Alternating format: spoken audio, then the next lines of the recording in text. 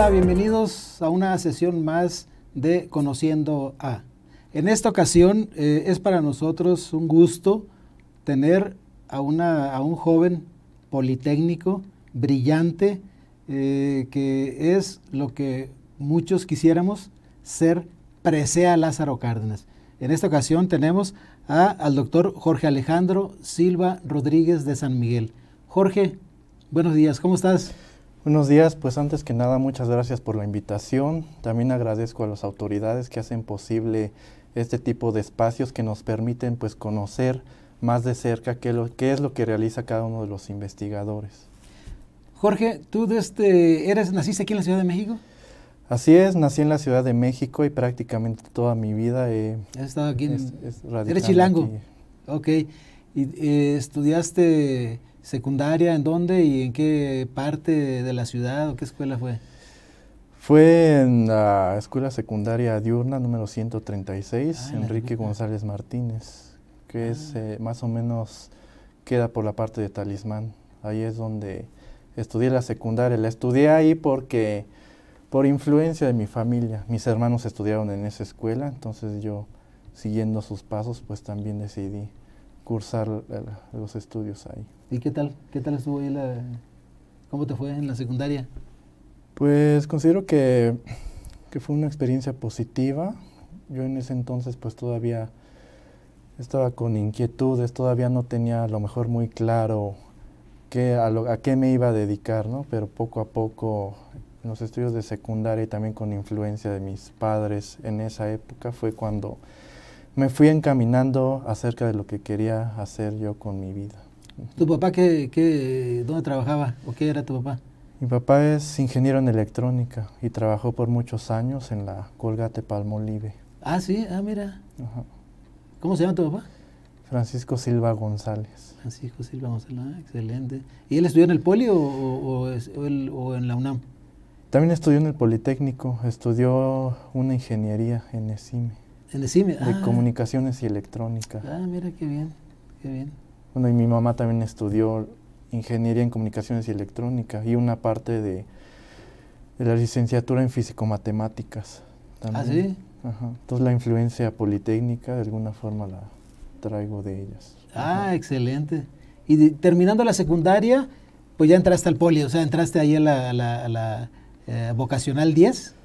Es correcto, porque pues mis padres y mis familiares me decían que el Instituto Politécnico Nacional era pues una escuela de vanguardia, que iba a aprender muchas cosas ahí, entonces pues decidí hacer mi solicitud al CECIT número 10, se llama la Escuela Carlos Vallejo Márquez, y tiene la especialidad o se encamina a la rama de las ingenierías y de las cuestiones físico-matemáticas.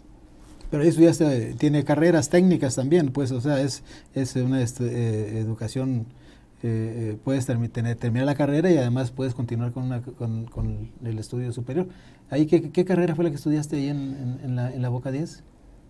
Soy técnico en telecomunicaciones, que es una carrera técnica que se dedica a ver todos los sistemas de información que existen para la transmisión de información a través de microondas, a través de satélites, a través de una gama tecnológica que se tiene, el uso de las tecnologías para la difusión de la información. Ah, excelente. Y me enteré de que, bueno, eres becado en secundaria. ¿También tuviste beca? No, a partir del nivel medio superior. El nivel medio superior. Ah, muy bien. Sí, a partir del segundo semestre del nivel medio superior hasta doctorado siempre estuve becado, pero yo cuando inicié el CECIT yo no, como que estaba muy enterado con ese tipo de becas, no sabía bien. Sabías cómo estaba. Entonces, por influencia de un profesor que tuve, pues me dijo, pues tú, pues se ve que le echas ganas, ¿por qué no solicitas una beca en el instituto? Entonces me informé, hice mi solicitud y pues desde entonces pues me otorgaron la beca. Perfecto. ¿Y siempre estabas en el cuadro de honor ahí de los mejores estudiantes en la vocacional o no? Pues curiosamente no, porque yo siento que estaba a lo mejor un poco desubicado en esa etapa de mi vida, de la adolescencia. como que también yo tenía mucho interés por otro tipo de cuestiones, sobre todo deportivas, ¿no? Sobre todo con cuestión de fisicoculturismo. Yo en esa etapa como que me interesaba ser de grande un fisicoculturista profesional y dedicarme ¿Y a los cuántos años empezaste con esa disciplina? a los 13 años. 13 años. Ajá. Y por influencia de mis hermanos que hacían ejercicio y tenían aparatos, y al momento yo de visualizar en los puestos de periódicos, revistas que aluden a todo este tipo de cuestiones, fisicoculturismo y fitness, es como me fui interesando y decidí inscribirme a un gimnasio, y a partir de ahí pues me gustó mucho y fui investigando más en libros, documentos sobre rutinas, cuestiones de alimentación. Entonces mi objetivo en el futuro era dedicarme a lleno a esto. Sin embargo, pues en un momento de mi vida, pues reflexioné y también busqué otro tipo de alternativas que a final de cuentas me llevaron a decidir que quería seguir estudiando, primero en la vocacional, en la parte técnica, pero después me enfoqué a la parte de ciencias sociales y administrativas. Ajá. Porque esa disciplina pues requiere de mucho tiempo, dedicación, esfuerzo, ¿no? Y bueno, qué bueno que seguiste también por la parte del estudio. Y ahí también termina la vocacional y sigues, ingresas a UPIXA, un área también del área administrativa, ¿no? No era, bueno, es una área interdisciplinaria la escuela de UPIXA, ¿no? Ajá, es una unidad interdisciplinaria, y ahí dentro de esta unidad se ofrece la licenciatura en Administración Industrial, que fue en la que yo me inscribí, pero fue un cambio un tanto drástico, porque yo venía del área de las físico-matemáticas y pasé al área social.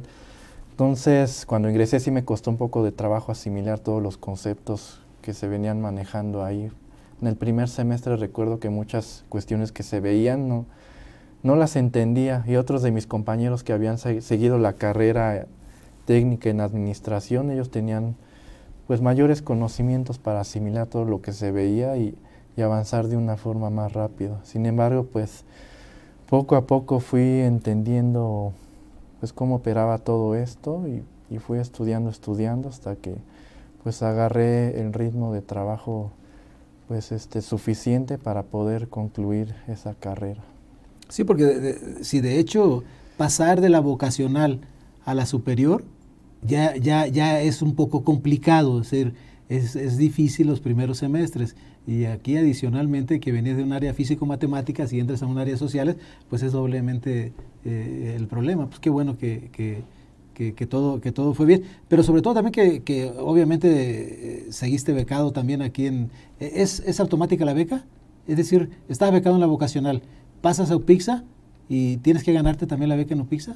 Sí, tienes que ganártela y tienes que irla renovando cada cierto periodo de tiempo, que en función de tu promedio y de no haber reprobado ninguna asignatura, pues es como se le da continuidad a la beca.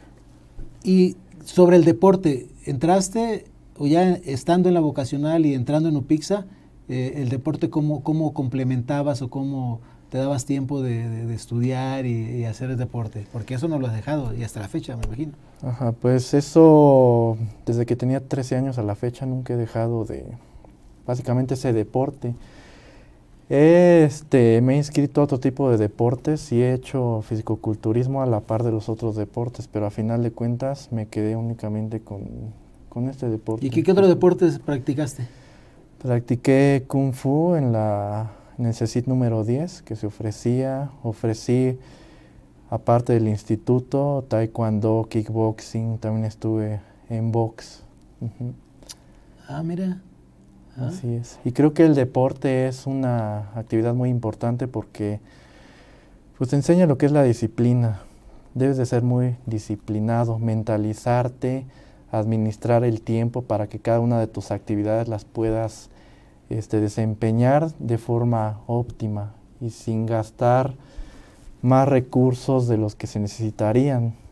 Entonces yo siempre me fijé un horario desde que estaba estudiando y decir, pues de tal hora a tal hora voy a la escuela, a esta hora, de tal hora a tal hora me voy al gimnasio a hacer ejercicio, de tal hora a tal hora me dedico a hacer trabajos, las tareas, estudiar, todo ese tipo de cuestiones. O sea, eso nunca fue un problema que tú dijeras, bueno, me va a quitar tiempo para estudiar o no voy a salir bien ya en las materias por estar practicando algún deporte. Pues pues sí lo pensé, pero fue algo más como que mental. Pensaba, no, a lo mejor cuando entre a la carrera ya no me va a dar tiempo de hacer deporte porque va a estar muy difícil. Y luego en la maestría y el doctorado tenía el mismo pensamiento. Sin embargo, nunca dejé de hacer lo que me gustaba y siempre encontré tiempo para hacerlo y no fue ninguna carga o situación que me impidiera seguir avanzando en lo académico. Fíjate que aquí yo creo que hay dos cosas importantes que me gustaría destacar.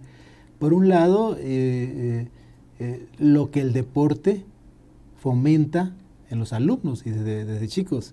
Aparte de lo que ya tú comentaste, pues también es de respetar las reglas, respetar al enemigo, al contrincante. Son cosas que te forman en la vida.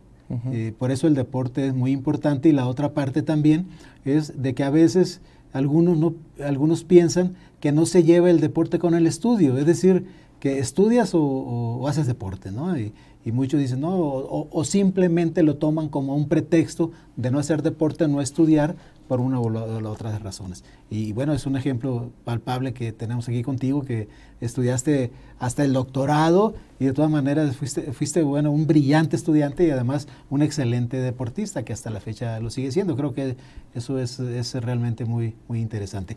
Ahora, en UPIXA, ¿cuál fue lo mejor que encontraste ahí en UPIXA?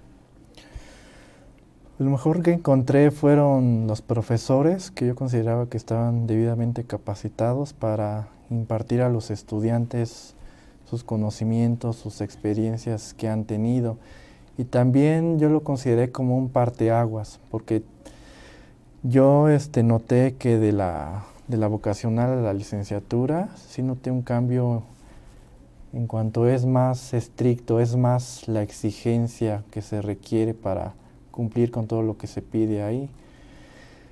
Entonces, pues tuve al principio muchos como que problemas o barreras para vencer todo esto, porque sí me costaba trabajo, sentía que eran una gran cantidad de asignaturas que se veían al semestre y todo pues iba muy rápido, ¿no? Todos los profesores dejaban pues mucha tarea, muchas actividades, ir a empresas, trabajos de campo. Entonces me tuve que pues disciplinar y de alguna forma con toda la disciplina que traigo del deporte, enfocarlo a otro aspecto de la vida, que es lo académico, y en función de eso ir pues delimitando, estableciendo tiempos, buscando la mejor forma de poder cumplir con los objetivos que me había fijado. Pero también la licenciatura me ayudó a formarme y a tratar de descubrir mis potencialidades de alguna forma, porque yo en el pasado como que todavía no tenía claridad de acuerdo a estudiar una carrera, ser un profesionista. ¿Nunca etcétera. pensaste decir, yo voy a estudiar medicina o voy a estudiar ingeniería? ¿Nunca te hiciste esa pregunta o cómo estuvo? Pues al principio sí, pero después con lo del deporte ya era otra me llamó más la atención y en un momento de mi vida dudé si seguir estudiando esto o dedicarme exclusivamente a algo deportivo. Okay. Y elegí lo académico, pero sin dejar todas las cuestiones del deporte. Incluso pues llegué a ir a competencias cuando ya estaba incluso estudiando, ¿no? A la par me daba tiempo y sí es pesado, pero... Pesado, pero se puede, ¿no? Cuando se quiere, se puede. Sí. Excelente. Y ahí la carrera fue licenciado en Administración. Administración Industrial, así es. ¿Y cuál es el campo de acción de esa carrera? En general, es decir, ¿en dónde pueden trabajar? ¿Qué hacen? Pues básicamente en cualquier empresa, pero particularmente en la industria, porque no únicamente ves situaciones de empresas de servicio, ves la parte industrial, incluso esta unidad profesional también imparte la carrera de ingeniería industrial. Entonces, algunas de las asignaturas que ven los estudiantes que toman esta carrera también las vemos nosotros para saber, por ejemplo, cómo funcionan los procesos industriales. Vimos algunos procesos también químicos o de maquinaria. O sea, es importante conocerlos para que después darle el enfoque de administración, cómo vas a administrar todos los procesos para hacerlos más eficientes, etcétera. Entonces, básicamente el campo es la industria, pero también te preparan para una empresa de cualquier giro, servicios, no sé. ¿Y ahí la tesis que hiciste como para la licenciatura, cuál fue? Se llama Formación de Capital Humano en LOPICSA del IPN. Y ahí lo que propongo es, más bien lo que propuse, fue primero investigar todas las fortalezas y debilidades que tenía un egresado de esa carrera y compaginarlo con la parte profesional, es decir, investigar cuál era el campo de acción de los estudiantes egresados en las industrias. Y en función de eso, ver algunas cuestiones que yo propuse que se podrían potencializar respecto a la enseñanza, aprendizaje. Y ahí hablo un poco de las TIC, de las nuevas tecnologías, de las nuevas plataformas, educación virtual y todo ese tipo de cuestiones que actualmente ya están muy arraigadas y ya en el instituto y en particular en esta unidad pues ya hay muchas plataformas que te permiten pues realizar tus estudios, ¿no? Por ejemplo, claro, en la ESCA incluso hay carreras ya virtuales, ¿no? Sí, son 5 carreras virtuales ahí en la ESCA. Ajá, así es. Y ahí en UPICSA pues te dieron mención honorífica en la tesis, en el examen profesional, ¿no? ¿Tengo entendido o no? Hasta eso no. ¿No? Es que, como mencionaba, que yo en una etapa de mi vida estaba como que indeciso. Ya. Entonces no me enfocaba tanto al estudio. Pero a partir de tanto, ya como de tercer semestre en adelante, ya me enfoqué mucho y vencí todas las limitaciones o carencias que tenía. Porque yo consideraba que no tenía un método de estudio apropiado. Y también como en el área social, uno tiene que leer mucho y memorizar una cantidad exorbitante de información, porque los exámenes eran de a ver, dime, enséñame los pasos que dice este autor y así, o explícame tal cosa, pero muy puntual y que requiere, aparte del razonamiento, del análisis, sí requiere pues tener una memoria muy buena para poder acordarte de todo este tipo de cuestiones. Claro. Entonces yo lo fui puliendo, leí muchos libros sobre didáctica, pero digamos por mi cuenta, yo tenía interés en mejorar todas mis debilidades, entonces las fui aplicando y fui practicando, y digamos que parte de los semestres de la licenciatura me ayudaron para pulirme y encontrar un método que fuera funcional para mí, que me sirviera para que en lo sucesivo pues todo fuera pues prácticamente como una carrera exitosa, ¿no? Oye, ¿ya terminaste la carrera ahí en UPICSA y luego seguiste con la maestría? ¿Ahí mismo? Ahí mismo en la sección de estudios de posgrado e investigación continué con los estudios de maestría en la administración, pero cuando terminé la carrera yo también estaba indeciso de si seguir estudiando o ya trabajar o qué hacer.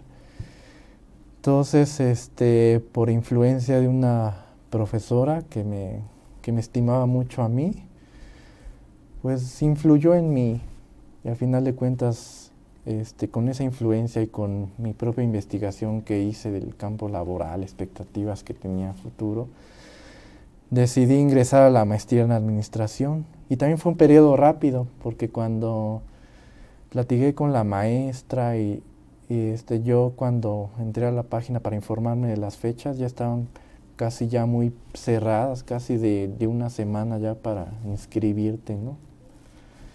Entonces pues me inscribí, presenté los exámenes, y al final pues me quedé ahí. Y fue otra vez en la administración, o sea, fue siempre tu campo ha sido la administración. Y ahí, la tesis de maestría, ¿en qué fue? Fue sobre liderazgo y cuestiones de cultura organizacional en una empresa. Porque también a mí me interesa mucho la parte humana, no únicamente la parte de conocimientos técnicos, sino la parte de cómo es el individuo, cómo es su cultura, qué tiene en la cabeza, en su psique, que le permite actuar de una determinada forma, porque en función de eso puedes encontrar pues áreas de oportunidad y áreas de mejora que a final de cuentas te van a permitir desempeñar la parte técnica de una mejor forma. Entonces considero que es una parte que debe de ser integral, no solo una parte mecánica. Ajá. Incluso yo escuchaba de uno de los conocidos de la UNAM, que decían, no, pues a mí mi carrera, pues me enseñaron todo lo técnico, pero no veía nada de humanidades, de formación, de filosofía. Entonces dice, pues un profesor de ahí me enseñó, nos dejaba leer puras cuestiones de ciencias sociales para formarnos, y a partir de ahí, él decía, pues yo a mis estudiantes de ingenierías ya les inculco ese tipo de cuestiones que son muy importantes, porque al final de cuentas es la formación que tienes como ser humano, ¿no? Como persona. Y además en el campo ya de trabajo, pues obviamente vas a necesitar ese tipo de conocimientos para el trato con la gente, la relación con tus jefes, con tus compañeros, etcétera, ¿no? Sumamente importante. Ajá, así es. ¿Y luego terminaste de ahí? Bueno, en la maestría, pues ya como tenía ya cierta experiencia en la licenciatura, ya había pulido muchas cuestiones que yo consideraba importantes. Ya tenía un método de estudio. Y ahí sí ya tuviste más, es decir, ya tuviste alguna recompensa por tu desempeño en la maestría, ¿no? Así es, de hecho la maestría, bueno, es importante mencionar que terminé la carrera, luego ingresé a la maestría, pero cuando ingresé a la maestría todavía estaba yo en proceso de la elaboración de mi tesis de la licenciatura. Okay. Entonces en el primer semestre la terminé y me titulé, pero a la par de estar estudiando la maestría. Y la maestría yo la terminé en aproximadamente un año y medio, o sea, mucho antes, claro. 3 semestres, mucho antes de lo que normalmente se puede. Que se tiene el promedio, ¿no? Me habían dicho ahí que nada más tenían el caso de un estudiante que lo había hecho, pero que el promedio era 4 semestres, 5 semestres. Sí, 2 años y medio, claro. Yo un año y medio y ya. Ya te habías terminado. Ajá. Y de ahí descubrí que me empezó a gustar la investigación, porque en la maestría sí ya se empieza a ver esa parte de la investigación. Entonces me empezó a gustar, escribí algunos artículos, retomando la tesis de licenciatura y lo que hice en la maestría. Empecé a publicar, pero no porque alguien me haya dicho, como que yo busqué en ese entonces, en la página de Lopixa, que tenía la revista Opixa. Entonces yo vi y dije, pues me interesaría publicar. Entonces mandé un artículo, lo aprobaron, luego mandé otros. Fue como que decisión propia y me empezó a gustar. Y ahí obtuve el premio como alumno de excelencia de la maestría en administración. Ajá. Fue uno de los primeros reconocimientos, digamos, en el ámbito académico. Pero además también algo económico te dieron, ¿no?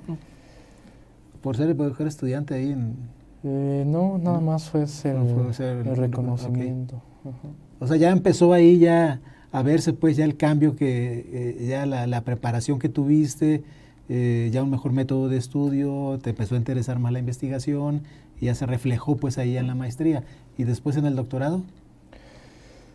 Después me pasó una situación similar a la licenciatura y al nivel vocacional, que sí, que yo dije, pues sí me interesaría estudiar, pero también dije, pues ahora qué hago, mejor ya trabajo, o mejor ya estudio, no sabía qué hacer.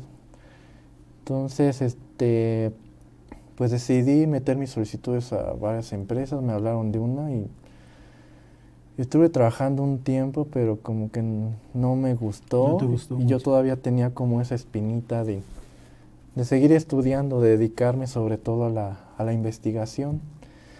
Entonces busqué diversos programas de posgrado, los analicé. Pero yo pensaba entrar a la UAM, pero después me enteré de que abrían el programa cada 2 años. Y yo como siempre fui, desde el deporte, siempre muy, muy desesperado de ya querer las cosas. Entonces como que esa energía la fui canalizando al estudio. Entonces ya que estaba en esa situación, pues dije, ¿ahora qué hago? Y dije, pues bueno, voy a meter mis papeles. Al final de cuentas los metí a la ESCA. Pero antes de eso hice un análisis de la planta académica y sobre todo de las tesis. Como ya se encuentran las tesis ahora, las puede consultar uno en línea. Consulté las tesis en administración de la UAM, de la UNAM, del POLI, del TEC de Monterrey, de la ANAHUAC, de la Salle, entre otras. Y en base a lo que ofrecía el programa y en gran parte de las tesis, porque ahí se ve reflejado como que a mi parecer el impacto, ¿no?, de la investigación, la rigurosidad que puedan tener, pues me llamó la atención la Escuela Superior de Comercio y Administración, a pesar de que en ese entonces el programa no estaba en el padrón de excelencia del CONACYT. Y también tuve ahí diversos problemas, porque algunos profesores me decían, pues ¿cómo te vas a ir ahí que ni está en el padrón? O cuestiones de ese tipo. Pero pues yo pues seguí lo que creía que debía de hacer, que consideraba que era correcto. Entonces metí mis papeles,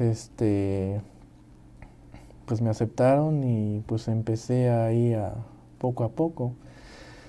Pero en ese inter tuve muchos problemas, porque desde nivel vocacional hasta doctorado, pues siempre va a haber personas que estén en contra de ti y que en lugar de ayudarte tratan de meterte el pie o de decirte, pues tú no puedes seguir adelante, no.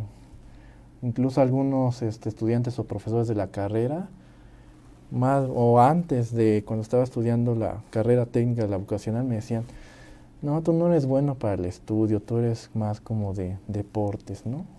Y en la carrera igual no me visualizaban ni con una maestría y en el doctorado algunos hacían todo lo posible porque no entrara, o estudiantes o amigos me decían, no, es que como que yo no soy como que a lo mejor apto para ser un buen estudiante, pero al final de cuentas pues yo siempre he seguido en lo que creo. O sea, yo sentí que tenía todos los elementos para concluir eso. O sea, no le di importancia a ese tipo de cuestiones. Entonces, pues ingresé, pero cuando ingresé al primer semestre igual había profesores que como que no les agradaba o sentían que yo no podía. Decían, no puedes, no te van a decir, no puedes con el doctorado, ¿no? Y es que desgraciadamente a veces como que la apariencia influye mucho.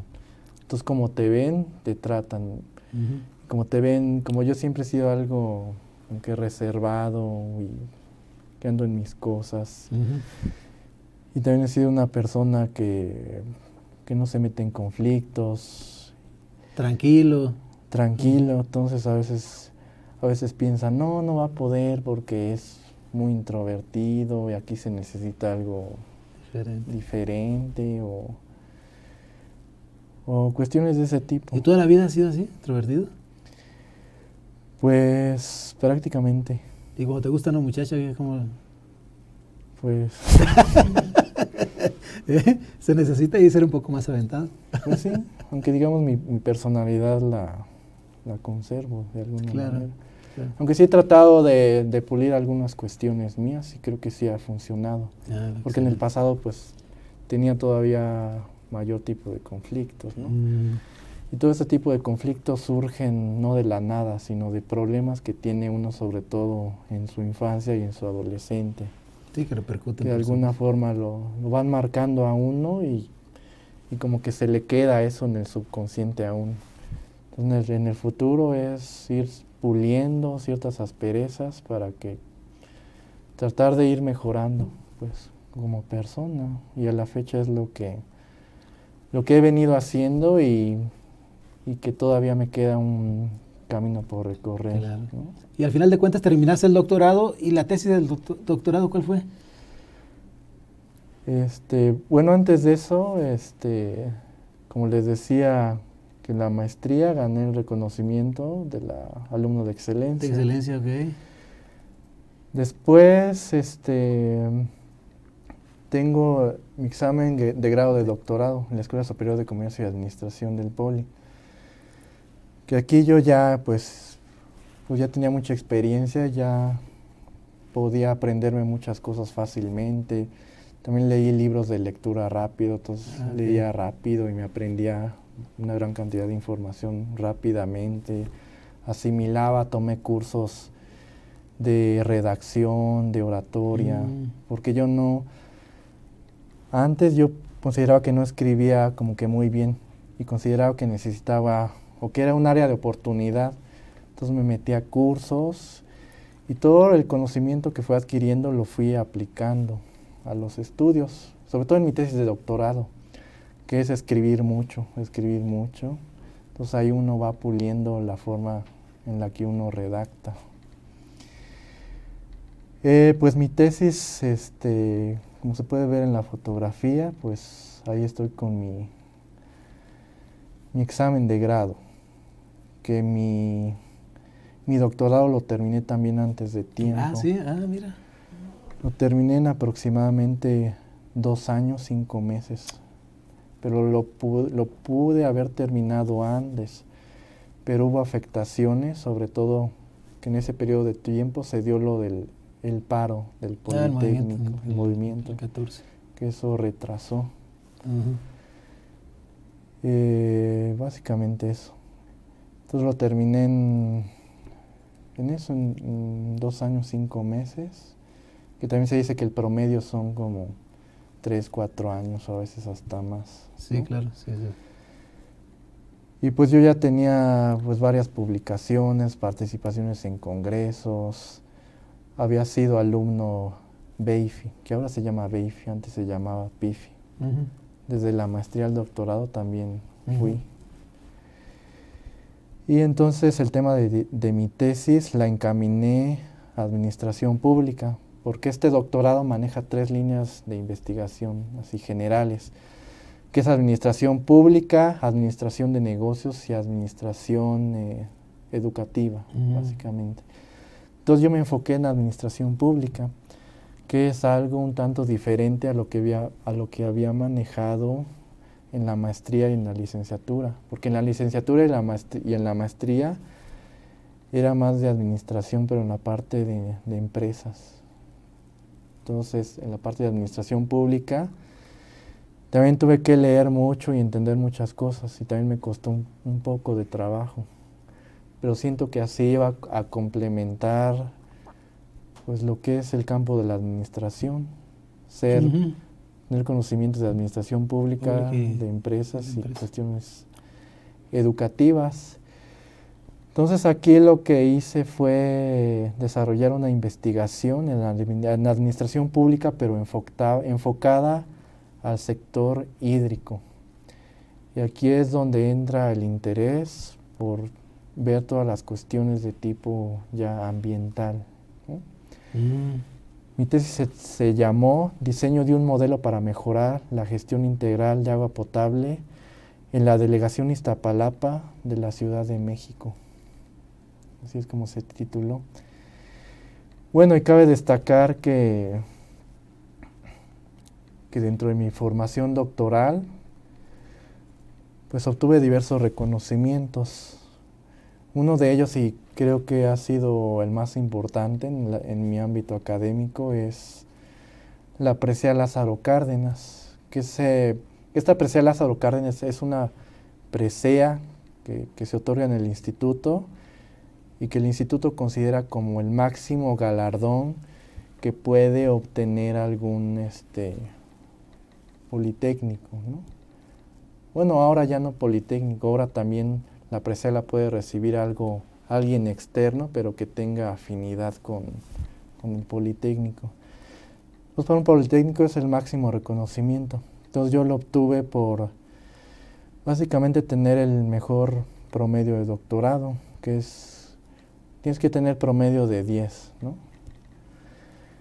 Pero también tuve diversos conflictos, porque no compites únicamente a nivel escuela, compites a nivel institucional con todas las escuelas, particularmente en mi caso, con todas las escuelas del área de ciencias sociales y administrativas en nivel doctorado. O sea, estamos hablando que competí con turismo, con los mismos de la ESCA Santo Tomás, con la ESCA Tepepan, con el CIECAS, incluso aquí del CIEMAD, entre otras.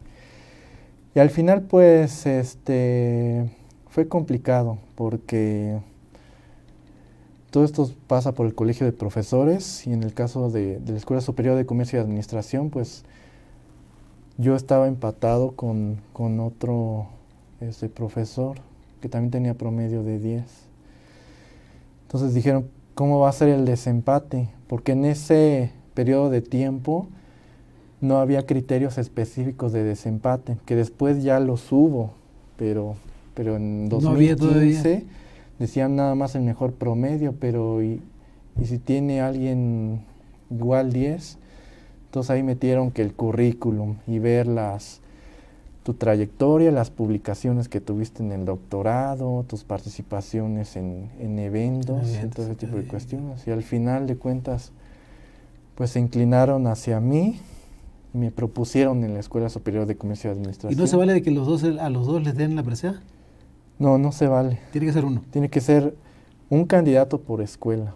Y después ese candidato por escuela, que yo fui de la ESCA, va a competir con todos los candidatos de las demás escuelas de doctorado en ciencias sociales y administrativas.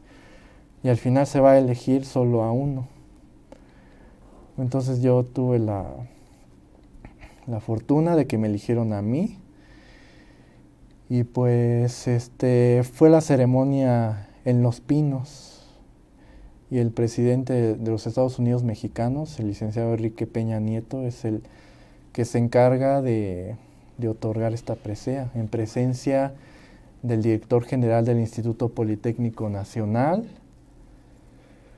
así como el secretario de Educación en ese entonces.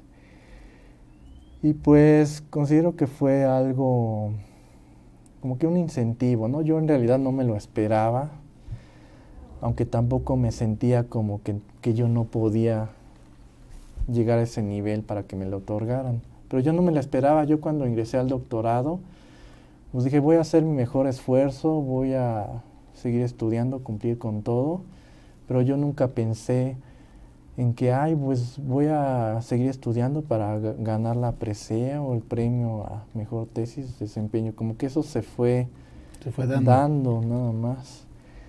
Y nunca en mi trayectoria de doctorado como que traté de influir a los profesores en mi desempeño o calificación. Yo nunca les dije, pues póngame 10, ¿no? Como que yo siempre cumplía con todo y dije, pues lo que considere usted que me merezco es lo que pues yo voy a respetar, ¿no? Afortunadamente fue pues todo 10, ¿no? Aunque fue difícil, sobre todo en una asignatura, porque decían que una profesora nunca había puesto 10, puro 8. Entonces también fue... ¿Y te puso 10 también esa profesora? Fue como una excepción, también un trabajo arduo, de tener disciplina, cumplir con todo en tiempo y forma. Y otro de los reconocimientos que tuve dentro de mi trayectoria fue... Aquí hay algunas fotografías de la entrega de la presea, ¿no? Que primero fue en Los Pinos, pero después fue un desayuno que nos invitó el director general en ese entonces, el doctor Enrique Fasnach, con todos los secretarios del instituto. Fue un desayuno y ahí nos otorgaron formalmente ya el reconocimiento de la presea.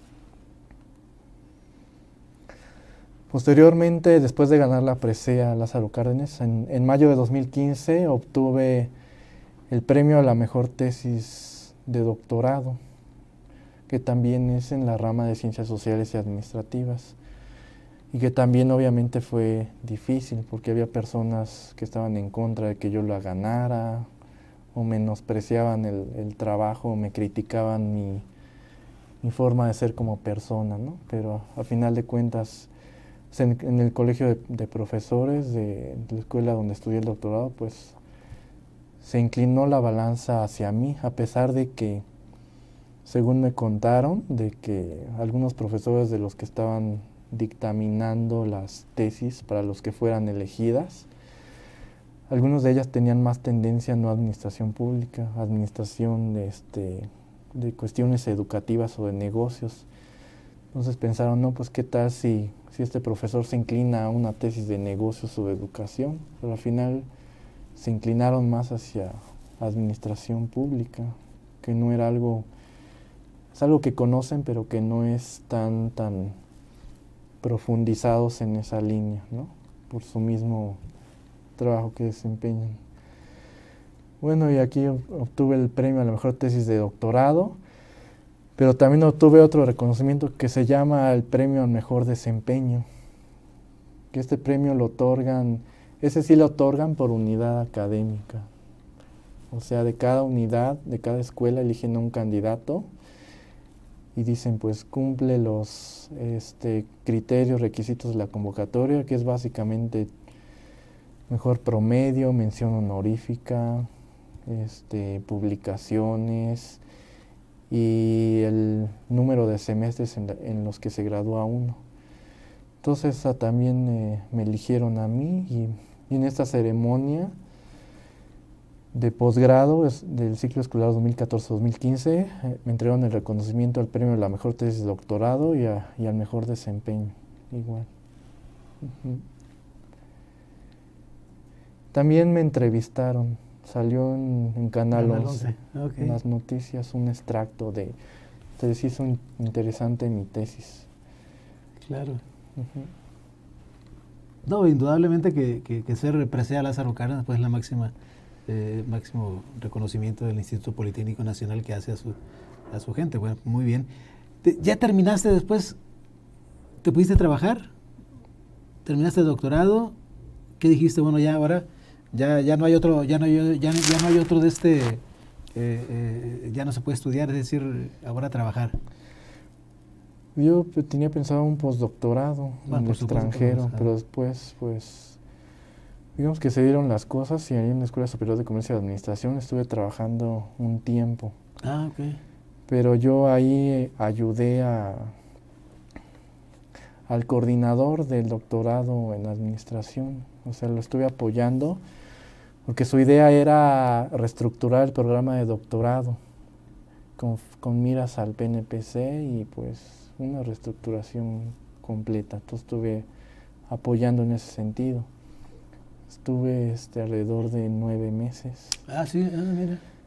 Pero después, pues, me enteré que había una oportunidad aquí en el CIEMAD, ¿no? Porque algunos compañeros luego del CIEMAD también luego de pronto laboraban en la ESCA, ¿no? Dirigiendo tesis, entonces yo los conocía, entonces el contacto ahí se dio de que me dijeron, pues hay una oportunidad aquí en el CIEMAD. ¿Y entraste aquí en el CIEMAD nada más nomás como maestro, como docente, investigador? Pues ingresé como jefe de departamento. Ah, como jefe de departamento. Entonces, después de un filtro que hicieron, ¿no? Porque me dijeron que vinieron varios candidatos, se entrevistaron y al final, pues... ¿De qué departamento era? Departamento de Sociedad y Política Ambiental. Okay. ¿Y cuánto tiempo estuviste ahí en ese departamento? Ahí estuve 1 año, 3 meses. Y después actualmente en el que estoy es en el Departamento de Territorio y Ambiente. ¿Y ese departamento donde estás ahorita, cuál es la función y qué actividad es la que apoya a estudiantes, investigadores? Pues la función es básicamente ver puras cuestiones administrativas. O sea, eso de docencia o investigación es como que a la par del puesto que tiene uno. Sí, esa parte, pero la parte de la jefatura de parte administrativo, eminentemente. Puras cuestiones administrativas, por ejemplo, realizar trámites a los profesores, de que, por ejemplo, a un profesor se le va a vencer su nombramiento de profesor de posgrado, tú realizas la gestión, revisas sus expedientes, que cumpla con todo lo establecido en la normatividad, para después pasarlo a otra área más filtrado, que se hagan los procesos. O también vemos cuestiones de organización de eventos, como el coloquio en celebración del Día Mundial del Medio Ambiente, en el cual he participado desde 2016-2017. La parte académica de los 3 departamentos: Biociencias, Ingeniería, Sociedad y Política Ambiental y Territorio y Ambiente, básicamente, junto con coordinación con la Subdirección Académica de Investigación, pues vemos todas las cuestiones de qué ponentes vamos a traer, cómo va a ser toda la parte académica. Y nos coordinamos con otras áreas, como con la Subdirección de Servicios Educativos e Integración Social, o la Subdirección Administrativa, para ver ya más cuestiones de difusión del evento, cuestiones de costos y ese tipo de cuestiones. También lo que es la cátedra patrimonial en medio ambiente es lo mismo, nada más que ahí es a nivel internacional, invitar a profesores. Por ejemplo, en las últimas 2 cátedras que hemos tenido, las últimas 2 se han venido pues gente del extranjero, de Italia, de Estados Unidos, de la India, etcétera.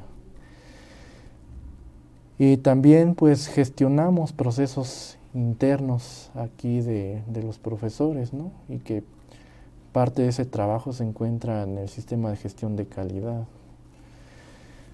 Coadyuvamos en auditorías, como ya lo dije, eventos, gestiones administrativas de los profesores, expedientes que meten luego para sus becas. Por ejemplo, la beca CIBE de la COFA, pues nosotros los revisamos, damos realimentación a los profesores. También vemos la parte de cómo mejorar la parte pues académica y de investigaciones, buscar estrategias para que los profesores puedan publicar más, puedan se facilita la publicación, quizá tener mayores estudiantes, ¿no? Y a ese respecto también, aparte de la jefatura, a mí me nombraron representante de la dirección, como del comité editorial del CIEMAD. Entonces ahí el año pasado sacamos un libro que se llama Los retos de las ciencias ambientales y la sustentabilidad en México, ¿no? Entonces yo, junto con el comité editorial y junto con todos los profesores, pues hicimos posible que se publicara un libro, que próximamente vamos a tener la presentación. Y eso también ayuda no únicamente a ayudarle a los profesores de que sus publicaciones se difundan, sino también pues ayudar que les ayuden, que les apoyen a ello en sus becas, ¿no? De que tienen un mayor número de productos, pero de igual forma difundir el trabajo que se hace en el centro hacia el exterior, para que vean pues de viva voz más o menos algún producto terminado de los investigadores, ¿no? Que fue uno de los temas, y actualmente se está trabajando en este comité en otra coordinación de un libro, y se pretende pues replicar lo que se hizo también el año pasado. Oye, Jorge, ¿y tu faceta como investigador? ¿Cuáles son tus líneas de investigación? Bueno, de mi faceta como investigación, primero desde que yo ingresé al 2016, nada más tenía el puesto de funcionario en la jefatura. Entonces yo en mis ratos libres algo que ya estás dispuesto a hacer otra cosa, ¿no? O en fines de semana o en vacaciones, pues me daba la tarea de darle continuidad a lo que yo venía manejando. Y en 2017 me propusieron como profesor colegiado, aquí por el colegio, y en la CIB decidieron que sí, y actualmente tengo ese nombramiento de profesor colegiado, que entre otras cosas pues te permite impartir docencia, dirigir tesis, meter proyectos de investigación, etcétera. Entonces, desde 2017 hasta la fecha, pues, en mi faceta de docente, pues he impartido la unidad de aprendizaje de política ambiental y sus instrumentos, que es básicamente dentro de lo que yo manejo de la administración pública, pero enfocado a cuestiones del medio ambiente. Y dentro de mi investigación, pues básicamente en el doctorado, mi línea de investigación que decidí seguir es gestión integrada de los recursos hídricos. Es básicamente mi principal línea, y mis otras líneas que de alguna forma he venido también arrastrando debido a mi formación como administrador de empresas. También he pues escrito algunas cuestiones educativas, ¿no?, de administración de educación o administración de negocios. Por ejemplo, tengo algunos artículos que hablan sobre cultura organizacional o estrés laboral. Pero básicamente mi línea es gestión integral de recursos hídricos desde el punto de vista administrativo. Y yo elegí esta línea de investigación porque actualmente es uno de los principales retos en el país y a nivel mundial es una de las principales preocupaciones, la gestión de recursos hídricos. Incluso si uno se mete a las convocatorias CONACYT o algún tipo de informe internacional o de lo que se está trabajando, pues se le da amplia importancia a todo lo que tiene que ver con medio ambiente. Y en el caso de gestión de recursos hídricos, pues es una área de particular interés, pero a veces también sí se le da prioridad, pero a veces desde el punto de vista del área de las ingenierías o ciencias de la salud. Entonces lo que yo propongo es la parte de administración pública, que creo que se complementa con lo que aquí se realiza. Bueno, de acuerdo a los trabajos que has realizado, a las investigaciones, a nivel país, ¿cómo estamos en ese aspecto y particularmente en la Ciudad de México? Pues digamos que en el país ha ido un avance, sobre todo en 2012, cuando se aprobó la reforma al artículo 4 constitucional, en lo cual se incorporó el derecho al agua, que se dice que prácticamente todos los habitantes pues tienen derecho a un acceso a la asequibilidad y a una calidad pertinente del recurso hídrico. Creo que fue un factor importante que dio pie a lo mejor a seguir mejorando, porque no todos los países de Latinoamérica pues tienen esto. Por ejemplo, Colombia pues no, a nivel constitucional pues no lo tiene contemplado. No se ve, aunque eso no quiere decir que no se hagan las cuestiones, ¿no? Pero por ejemplo, en ese sentido, el número de litros que consumimos es bajo de acuerdo a otros países, ¿o cómo está el asunto? Pues depende, y de esto también hay contrastes. Primero, respondiendo un poco a la pregunta anterior, de cómo estábamos en México, pues hay pues muchas, digamos, diferencias o contrastes, porque México tiene una gran cantidad de climas, es muy diverso. Digamos, en el norte casi no se presentan precipitaciones y en la zona sur pues es lo contrario, ¿no? Y también pues económicamente, socialmente, políticamente hay también muchas diferencias en cada uno de los estados, a pesar de que estamos regidos por un régimen federal, digamos, pero a pesar de eso hay una gran cantidad de diferencias. Y hablando particularmente de México, pues muchas veces en las zonas más marginadas es donde se presentan los mayores problemas en cuanto a la gestión del recurso. Estamos hablando, por ejemplo, de Oaxaca o de Chiapas. Y es interesante el caso de Chiapas porque está en una zona donde hay mucha agua, pero es una zona muy marginada, muy pobre, que no cuenta con la tecnología suficiente para eficientar todos sus procesos y pues realmente sacar sus problemas adelante. Y en el caso de la Ciudad de México, pues es un caso muy particular. Es una de las ciudades más pobladas del mundo. Cuenta con alrededor de Bueno, ya dicen que actualmente estamos como en 8.900.000 habitantes, más o menos. Eso sin considerar la población flotante, es decir, que la población del Estado de México, de Hidalgo, o colindante con la Ciudad de México, Sí, pues viene a la ciudad no necesariamente a vivir, sino vienen a trabajar, después se regresan, o por cuestiones turísticas, no solo de esos estados, sino también puede ser del extranjero.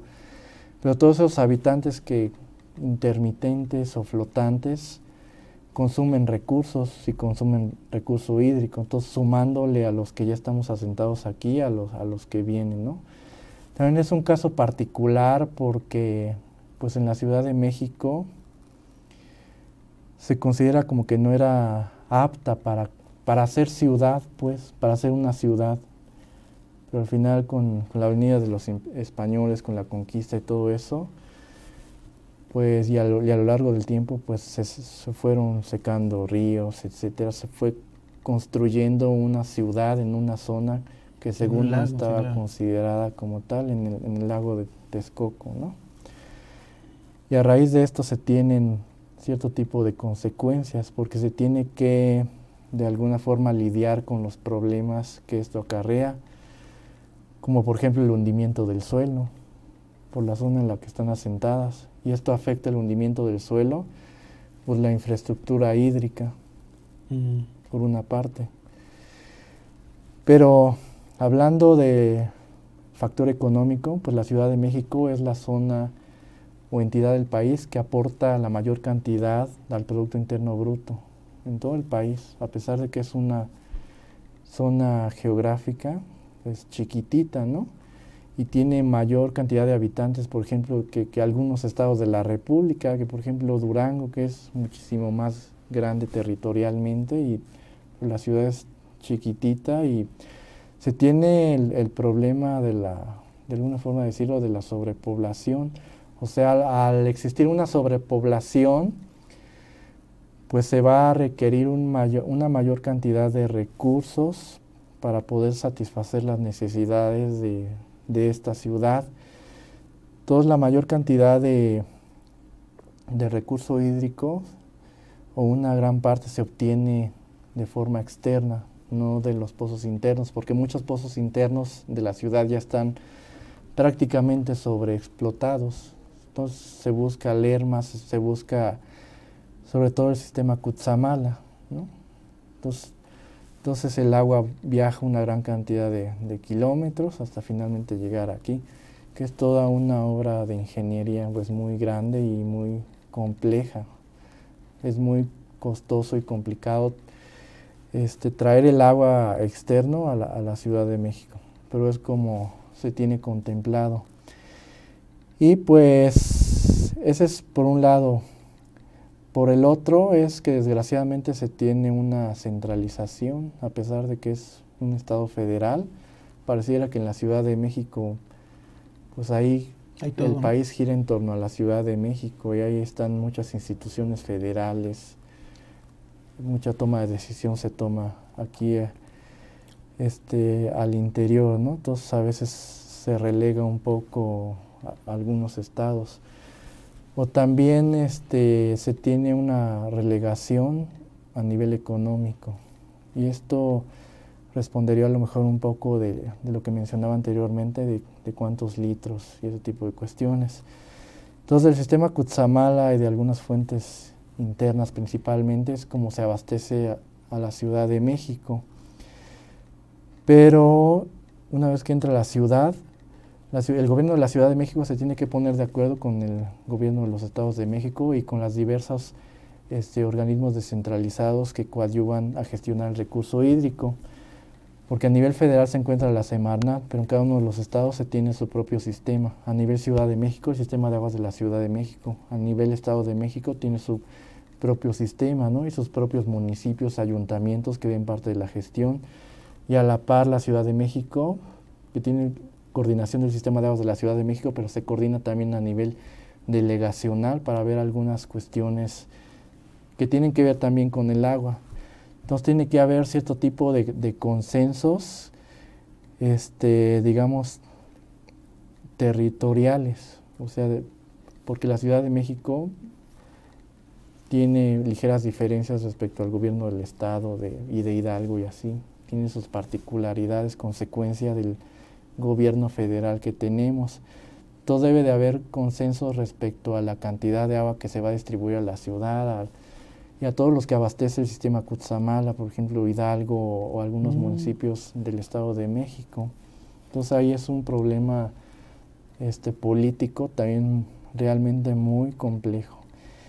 Y hablando ahora del factor social, pues el factor social también, de que a veces la población no está debidamente informada respecto a lo difícil que es transportar todo este recurso, o lo difícil, porque a veces algunos sectores de la población, pues nada más en sus hogares pues abren la llave y ya tienen agua, ¿no? Pero no, a veces no se concientizan respecto a todo lo que implica.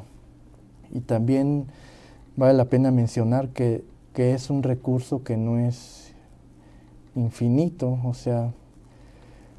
o digamos que está el agua de mar y el agua dulce, el agua potable. Hay diversas clasificaciones del agua, pero digamos la utilización del agua dulce y del agua potable en particular, pues la tasa de utilización es mayor a la que se está renovando.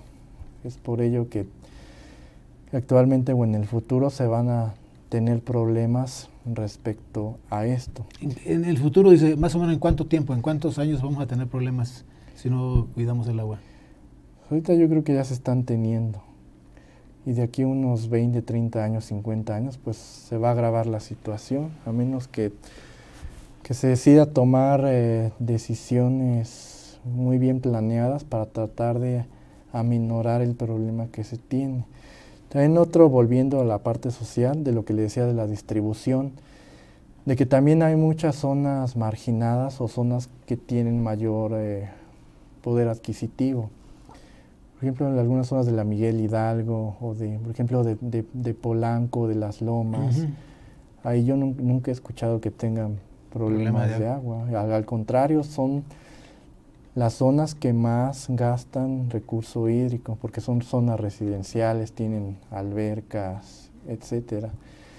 Y la contraparte, que una de las zonas más marginadas, es la delegación Iztapalapa. De igual forma es una de las zonas, o más bien es la zona más poblada de la Ciudad de México, la delegación más poblada.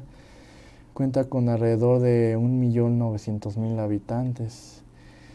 Y varias de las zonas ahí es donde se escucha mucho que no hay agua, o en las noticias se escucha todo este tipo de situaciones, ¿no? Entonces, también en cuanto a infraestructura, es donde se tiene el problema. Porque la delegación Iztapalapa, en la zona geográfica en la que está ubicada, no es, digamos, favorable respecto a otras delegaciones en las cuales el sistema Cutzamala abaste el agua.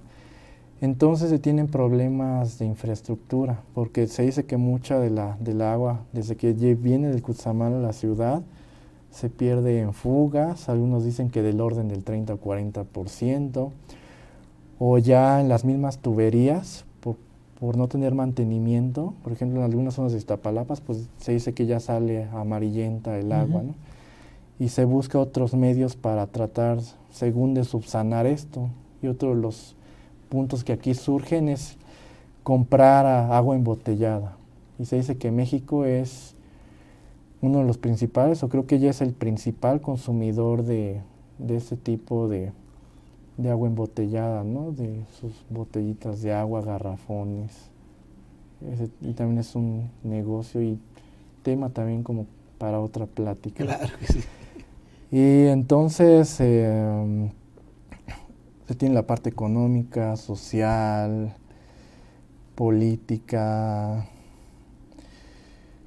el deterioro ambiental. Por supuesto. Entonces, en Iztapalapa es un problema, y mi investigación yo la enfoqué particularmente aquí, porque yo investigué y me di cuenta que era la delegación donde había mayor tipo de problemas en cuanto a la gestión de recursos. Entonces yo dije, pues me voy a enfocar a esta delegación. Pero al momento de decir, me voy a enfocar a esta delegación, no implica que vas a estudiar la delegación de Iztapalapa y no vas a tomar en cuenta nada de la ciudad o de México. Claro. Porque al final de cuentas todo está coordinado y todo lo que hagas a nivel federal o particularmente a nivel ciudad, de alguna u otra forma va a impactar a esa delegación. Yo me dediqué a investigar todos los procesos burocráticos que existen, toda la normatividad, también la parte de la gestión, que es la parte más sobre todo de la aplicación de la norma, porque se encontró que sí se tiene en la mayoría de los casos pues una buena normatividad, pero falta la aplicación, la parte de la gestión,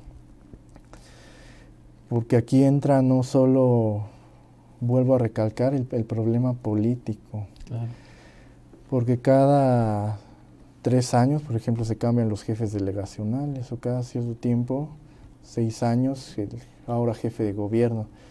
Entonces, en función del partido político que milite, pues es en parte, en buena parte de las decisiones que se van a tomar también para tratar de gestionar el recurso hídrico. Entonces encontraron, es una tesis muy extensa de 500 páginas. No me digas, ¿sí? Pero a grandes rasgos se encontraron pues muchas deficiencias, entonces se encontraron los puntos críticos, claro, cuáles eran las variables críticas, y en función de eso elaborar pues propuestas para cada una de ellos que contemplan pues una gran cantidad. Pero yo creo que ahí tienes mucho trabajo, ¿no? Hay mucho trabajo para hacer en ese sentido. Sí, realmente hay mucho trabajo.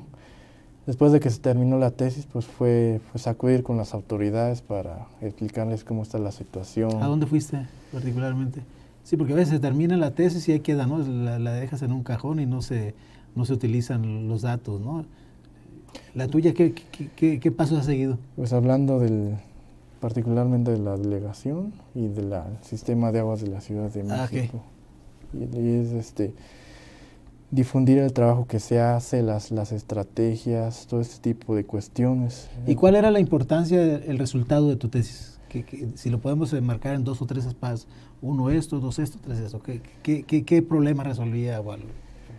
Básicamente mejorar el proceso, agilizarlo para que se tenga una mejor gestión del recurso y los habitantes puedan acceder a él de una mejor forma, sin pasar por todos los problemas de algunos de los que ya se mencionó. ¿Y sí se ha tomado en cuenta alguna de las observaciones o sugerencias que hiciste en tu tesis?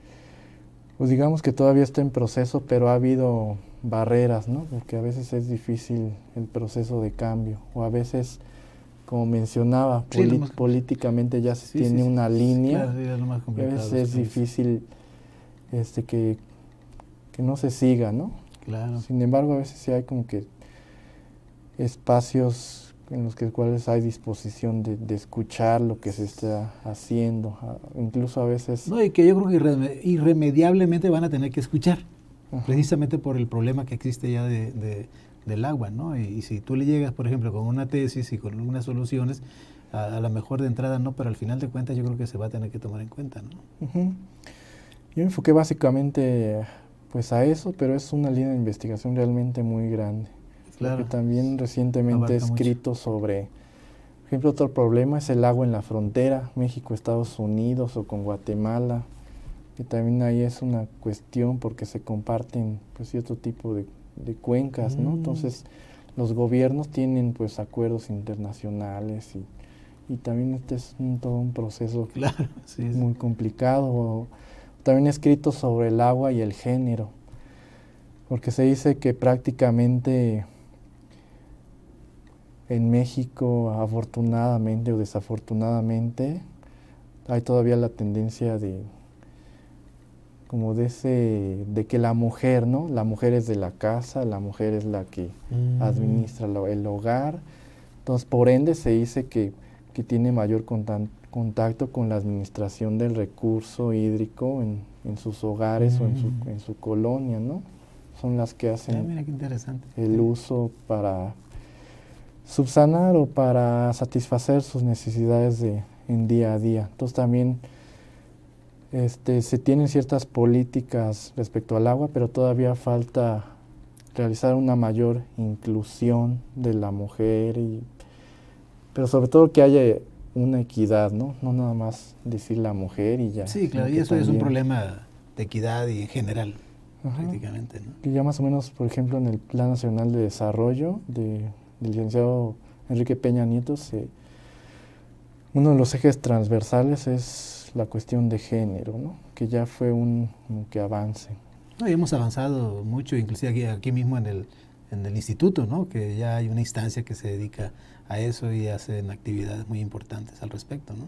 Pero básicamente pues se requiere ir creciendo en esa línea y buscando pues, que esto vaya para bien, ¿no? Claro. Oye, Jorge, tú que en el área ya deportiva y en el área de estudiante has obtenido muchos reconocimientos y ahora te pregunto, tú como investigador, ¿a qué aspiras? O sea, ¿cómo te ves en 30 años o en 40 años? ¿Cuál es tu objetivo como investigador? ¿Hacer alguna cosa? No sé, algo. ¿Qué nos puedes comentar sobre esto? Bueno, pues primero me visualizo en 30 años que mis investigaciones realmente se hayan aplicado y hayan servido para mejorar cuestiones problemáticas que se tienen particularmente en México, ¿no? Que se haya dicho, pues yo participé en esos proyectos, lo cual conllevó elaborar una política tal que ayudó a eficientar procesos para el manejo del agua, ese tipo de cuestiones, por un lado, pero por otro lado, pues ser un referente internacional, que es prácticamente también a lo que se aspira uno como investigador, porque uno como investigador no debe ser encasillado nada más a una zona, sino tiene que tener apertura y que a nivel internacional se conozca su trabajo y que incluso que existan colaboraciones con otros países para resolver problemáticas, digamos, no solo del país, sino coadyuvar a nivel internacional. Entonces yo me visualizo y tengo el deseo y la inquietud de que yo quiero ser un investigador sumamente exitoso, ¿no? A pesar de quizá de lo que diga la gente y retomando dentro de mis estudios de que me decían que yo no podía, que no iba a hacer nada, pues igual a lo mejor algunos piensan que yo no voy a hacer nada, que voy a ser nada más un funcionario y ya. Yo tengo la inquietud y he estado trabajando muy fuerte y lo seguiré haciendo para cumplir ese objetivo. Pero es algo porque yo siento que así debe ser, no para demostrarle algo a alguien o para con objeto de presunción o sí, yo creo que, bueno, ya como ya lo comentamos, en términos de estudiante, bueno, ha sido muy exitoso y seguramente como investigador, bueno, lo estás haciendo y lo vas a seguir siendo. Seguramente vas a hacer y vas a cumplir y hacer lo que quieres.